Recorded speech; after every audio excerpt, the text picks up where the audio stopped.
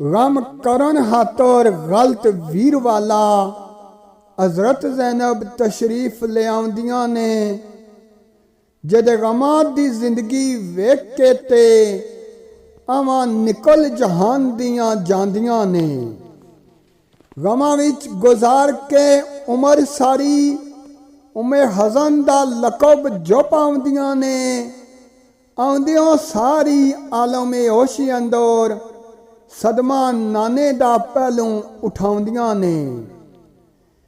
अजे नाने दा बुला ना गम ऐसी अम्मा जान नो विदा फरमाउंदियां ने।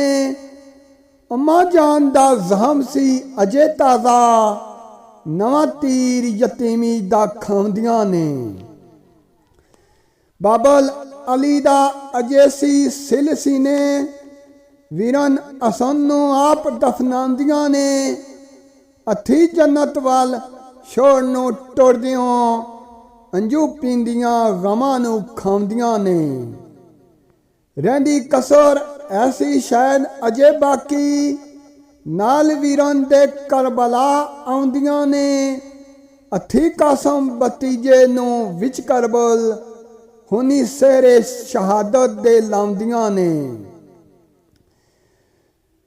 हथी पाल के अकबर जवान करके अखां सामने पियां कवांदियां ने। नन्हे असगर दी नन्हे असगर भी वीरन तो लाश लैके नन्हे असगर दी वीर तो लाश लैके सीने लाउंदियां अंजू बहांदियां ने। पुत्र ओनो मुहम्मद विटोर अथी सदके वीर दे उत्तू कराउंदियां ने। कुंभा वारिया सी जड़े वीर पिछे आखिर उन्नू भी हथी गोलाउंदियां ने। हथी कर कट्ठे सारे लाशियां नू नाल दरां दे सीस मलाउंदियां ने।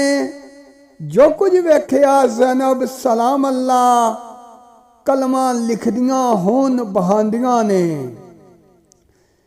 अगे की दसां दसिया नहीं जांदा किवें शाम वल सजदा जांदियां ने।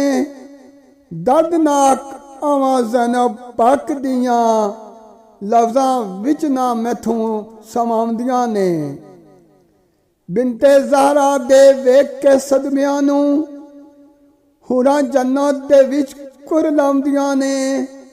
मां दे दुध दी रख के लाज ज़ैनब सैम अल्लाह दा शुकर बजाउंदियां ने। मां दे दुध दी रख के लाज ज़ैनब सैम अल्लाह दा शुकर बजाउंदियां ने।